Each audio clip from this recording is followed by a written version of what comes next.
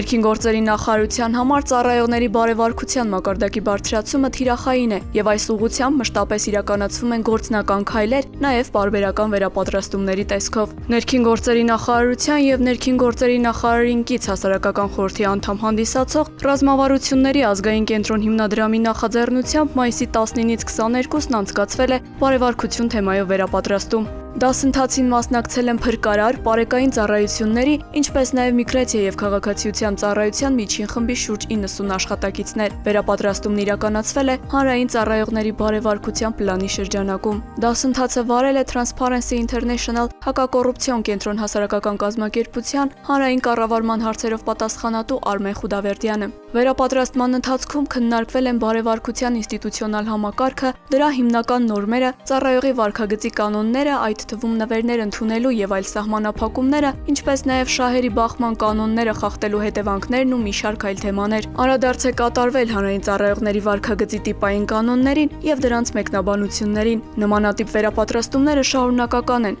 նպատակ ունենալով բարձրացնել ներքին գործերի նախարարության ծառայությունների գործունեության թափանցիկությունն ու բարևարքության մակարդակը։